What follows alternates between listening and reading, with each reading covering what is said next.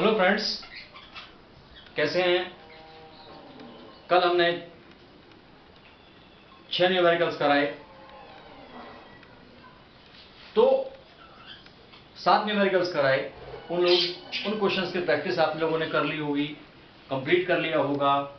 अब हम next numerical पर चलते हैं, लेकिन उससे पहले जिन लोगों ने चैनल को सब्सक्राइब नहीं किया है वो सब्सक्राइब जरूर करें, बेल आइकन को दबाएं जिससे नोटिफिकेशन पहली वीडियो की आपको मिलती रहे। लाइक करें, शेयर बच्चों के साथ करें जिनको इसका फायदा नहीं हो रहा है। अब हम समय ना लेते हुए अपने नेक्स्ट क्वेश्चन पे आते हैं। क्वेश्चन नंबर है 3.8। देखिए क्वेश्चन क्या कहता है। नाइक्रोम का एक तापन अवयव 230 वोल्ट की सप्लाई से संयोजित है, यानी वोल्टेज हमको दे रखी है 230 वोल्ट,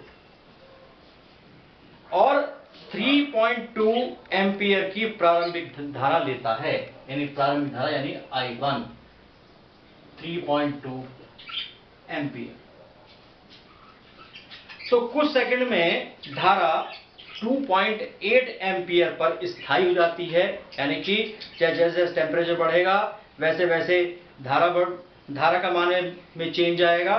तो कितनी हो गई, I2 का जो मान हो गया वो 2.8 एम्पियर हो गया। तो धारा पहले से घट गई, इसका मतलब है टेम्परेचर के बढ़ने से प्रतिरोध की वैल्यू बढ़ी है। आगे क्या कहता है, यदि कमरे का ताप 27 डिग्री सेल्सियस हो, यानी प्रारंभिक T1 बराबर 27 डिग्री सेल्सियस, तो हमको वो स्थायी टेम्परेचर ज्ञात करना है जिस पर धारा 2.8 एम्पियर हुई है। दिए गए ताप परिसर में नाइक्रोम का औसत प्रतिरोध का ताप गुणांक, औसत प्रतिरोध ताप गुणांक यानी अल्फा 1.7 10⁻⁴ प्रति डिग्री सेल्सियस। अब देखिए हमारे पास जो सूत्र होता है वो अल्फा का सूत्र होता है प्रतिरोध में परिवर्तन या वृद्धि बटे प्रारंभिक प्रतिरोध गुणा तापांतर। तो प्रतिरोध हमारे पास नहीं है लेकिन वोल्टेज हमारे पास है, वोल्टेज में कोई चेंज नहीं आएगा। तो सबसे पहले हम क्या निकालेंगे, R1 बराबर V/I1 230 बटे 3.2 ओम में आएगा। आगे चलते हैं, R2 कैसे निकालेंगे, V/I2 से 230 बटे 2.8 R2 आ गया। अब क्या करना है कि सबसे पहले हम लेते हैं अल्फा बराबर होता है R2 माइनस R1 बटे R1 गुणा T2 माइनस T1। अब चूंकि प्रतिरोध में वृद्धि, धारा घटी, प्रतिरोध बढ़ा, साथ में ताप बढ़ा, तो हमारा सूत्र है अल्फा का प्रतिरोध में वृद्धि बटे प्रारंभिक प्रतिरोध गुणा तापांतर। हमें क्या निकालना है इसके अंदर से, इसमें निकालना हमें T2, तो लिखेंगे T2 माइनस T1 बराबर R2 माइनस R1 बटे R1 गुणा अल्फा। अब सॉल्व करने का तरीका क्या है, सॉल्व करने का तरीका है, देखिए पहले R2 माइनस R1 है तो वो आप निकाल लीजिए। इसमें से R2 माइनस R1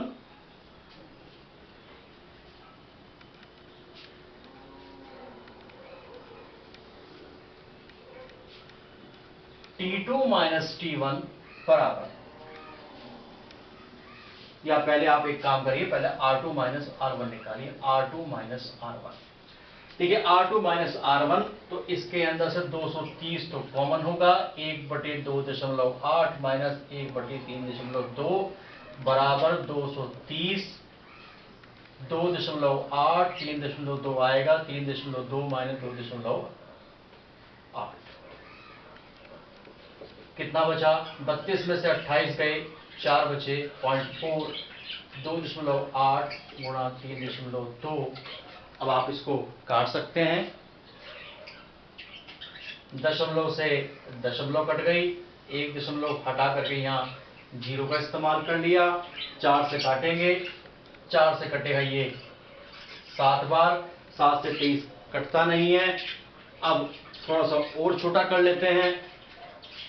ये कितने बार कटेगा? ये कटेगा 1150 बटे 16। ये कटेगा 8 बार। ये कटेगा 5 और 4 और 5, 545।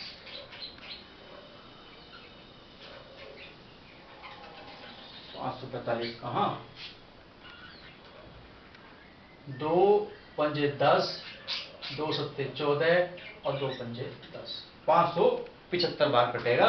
अब आप इसमें ध्यान दीजिए कि 7 से ये कटता नहीं है, तो इसलिए क्या लिखेंगे? 575 बटे 7 गुणा 8, ये हमारा मात्रक इसका ओम आ गई है। R2 माइनस R1 आ गया। सॉल्व करने का आसान तरीका। अल्फा T2 माइनस T1 बराबर 575 बटे 7 गुणा 8 बटे, अब यहां ध्यान दीजिए कि R1 से डिवाइड करना है 230, इसमें हो गया सॉल्व, 230 बटे 3.2 और अल्फा की वैल्यू है 1.7 10⁻⁴ कर लीजिए आप ऊपर आगे। 575 बटे 230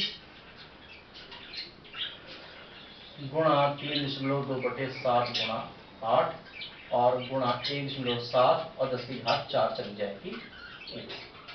बस अब आपको सॉल्व करना है और T2 माइनस T1 की वैल्यू है 27। इस 27 को इधर लेके जाएंगे, T2 आप फाइंड आउट कर सकते हैं। इसको आपको खुद ट्राई करना है, आप कर सकते हैं। ठीक है, आप कैलकुलेशन तक जहां तक एंड तक है वहां मैंने आपको कर दिया है। अब आपका काम है इसको सॉल्व करना। क्वेश्चन नोट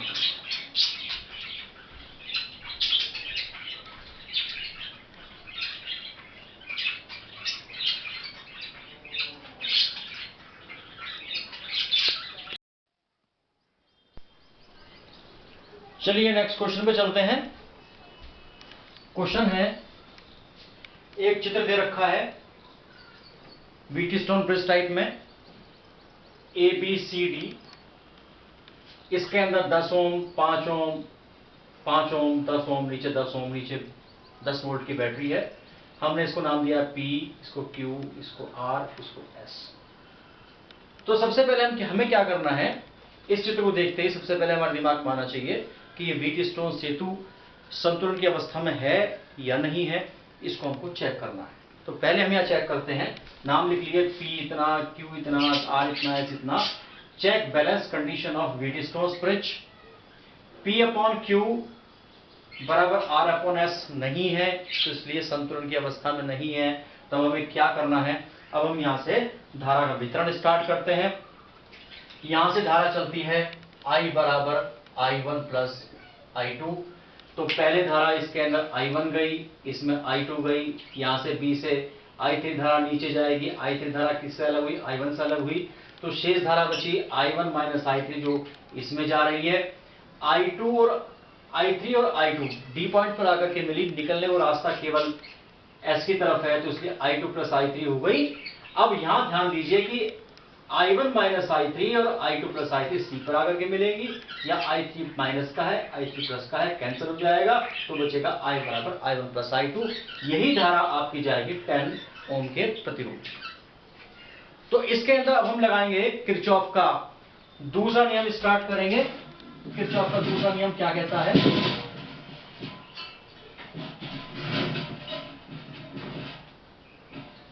किरचॉफ के दूसरे नियम से बंद पाश लेके चलते हैं। पहला लेके चलते हैं ABDA। देखिए ABDA, जिस तरफ हमें पास चलना है A से B पर, B से D पर, D से A पर, उस तरफ धारा पॉजिटिव होगी। अगर इसके अपोजिट चलते हैं तो धारा नेगेटिव होती है। तो A से B में चले, धारा उसी दिशा में 10I1। B से D की तरफ चले, धारा इसी दिशा में 5I3। इससे इस तरफ चले, धारा उल्टी है, तो माइनस का 5I2 बराबर 0। अब इसमें से 5 से भाग दिया जा सकता है, 2I1, I1 माइनस I2 बराबर 0। पहली समीकरण हमने ले ली इसे। इसके बाद जो नेक्स्ट पार्ट लेके चलते हैं B C D A, sorry B C D B. देखो बी से सी की तरफ चले 5 एम्पियर 5 ओम में I1 माइनस I3 है 5 I1 माइनस I3। इसके बाद सी से डी की तरफ चले, धारा रिवर्स में है तो 10 माइनस का लगाएंगे I2 प्लस I3। इसके बाद डी से लेकर बी की तरफ चले, I3 धारा है रिवर्स में है तो माइनस का 5 I3 बराबर 0। इसमें भी हम 5 से भाग कर सकते हैं, 5 से भाग कट गया तो 1 बचा, यहाँ 2 बचा, यहाँ 1 बचा। अब इसको सॉल्व किया तो I1 केवल एक जगह है तो I1 आ गया, 1 2 2 2 3 और 1 4 माइनस का I3 और केवल बचा माइनस का 2I2 बराबर 0। सेकेंड समीकरण हमने ले ली। अब जो लास्ट पार्ट बचा, क्योंकि जब 3 धाराएं हों तो उसके लिए कम से कम हमें 3 समीकरणों की आवश्यकता होगी, तो उसके लिए हम क्या करेंगे, दूसरा पार्ट लेंगे, तीसरा A B C E F A B C E F A. देखिए ए से बी की तरफ धारा उसी दिशा में 10 I1, बी से सी की तरफ धारा उसी दिशा में 5 I1 माइनस I3। इसके बाद इनसे कोई मतलब नहीं है, नीचे आइए, इसमें धारा जा रही है I1 प्लस I2 प्लस 10 उसी दिशा में है I1 प्लस I2 बराबर 10 के 0 से लिया था, क्योंकि इन खंडों में कोई भी बैटरी का इस्तेमाल नहीं हो रहा है।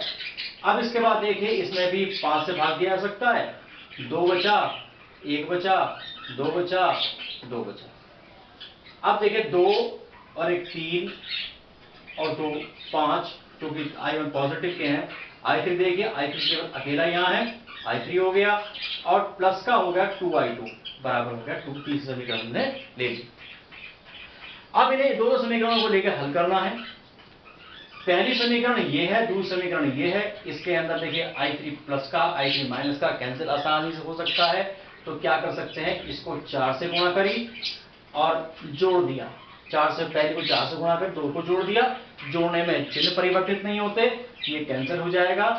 4 से गुणा करके 4 दूनी 8 और 1 9, ये कैंसिल हो गया।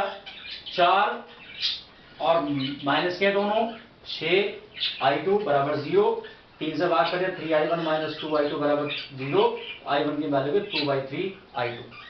चौथी समीकरण ले ली।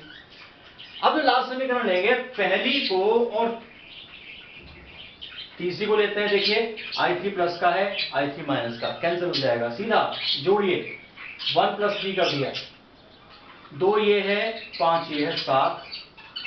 इसके बाद ये कैंसिल होगी, ये कैंसिल हो गया, ये माइनस का है, ये प्लस का है, प्लस का बड़ा है तो प्लस का I2 बराबर 2 बचा। अब हमने क्या किया कि इसके अंदर I1 की वैल्यू उठाकर के 2/3 I2 यहां रखी, 7 2/3 I2 प्लस I2 बराबर 2, 7 दूनी 14 हो गए। इसकी लघुत्तम लेंगे 3, 14 3 17, I2 बराबर 1 से गुणा यहां होगी 6, तो I2 की वैल्यू होगी 6/17 एम्पियर। अब क्या करते हैं, I2 की वैल्यू चौथी समीकरण में रखते हैं, तो जब रखा 2/3 तो यहाँ है, 6/17, 3 से कटा ये 4/17 एम्पियर आ गया। अब जो शेष धाराएं बची वो बची I3 जो इसके अंदर जाने वाली है। उसके निकालने के लिए क्या करेंगे, उसके निकालने के लिए आप पहली दूसरी तीसरी समीकरण में I1 I2 के वैल्यू रख दीजिए, I3 का मान आ जाएगा। जब I3 का मान आ गया, अब क्या बचा शेष, I1 प्लस I2 बचा। तो I1 यहाँ है, I1 ये आ गया, ठीक है, I2 ये आ गया, दोनों को जोड़ दो तो क्या आ जाएगा, जब जोड़ेंगे 6 ये है, 4 ये 17, वो 6 और 4 10, 10/17 आ जाएगा। I1 प्लस I2 की वैल्यू इस तरीके से ये क्वेश्चन आपका सॉल्व होता है। इसको देख लीजिए, थोड़ा टिपिकल जरूर है, लेकिन आसानी से अगर पार्ट्स को और चिन्हों को ध्यान रख के करेंगे तो आसानी से हो जाएगा। इस क्वेश्चन को नोट करें।